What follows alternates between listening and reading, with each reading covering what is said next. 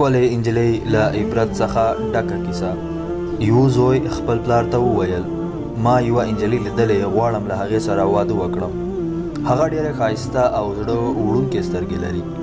پلار وویل سمه ده زویه راځه چې غوښتنې ته یې ورشو. نو کله چې د هغه هلک پلار نجلۍ ولیدله د هغې ستاینه یې وکړه او خپل زوی ته یې وویل ته د دې لایق نه یې چې له دې نجلۍ سره واده وکړې. هغه یو تجربه لرونکي تن ته ضرورت لري لکه زما په شان. زوی د پلار له دې خبرو حیران شو او ویې ویل هغه له ما سره واده کوي نه له تاسو سره. هغوی په خپل منځ کې پلانجه شو ان تر دې چې پریکړه یې وکړه تر څو د پولیسو حوزې ته ورشي تر څو یې ستونزه ورحل کړي.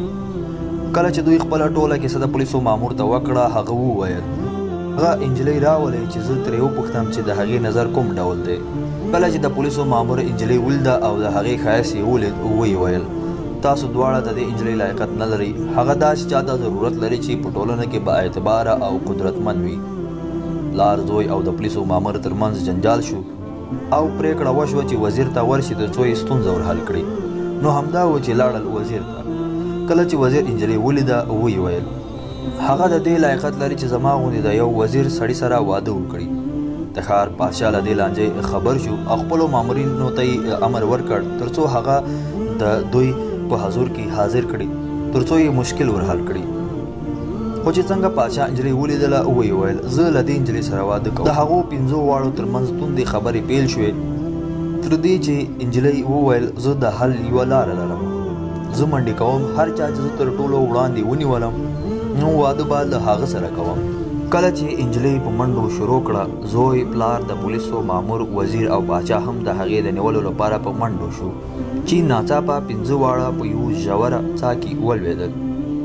نجلۍ د ساه له سره ورغږ کړ آیا پوهېږئ زه څوک یم؟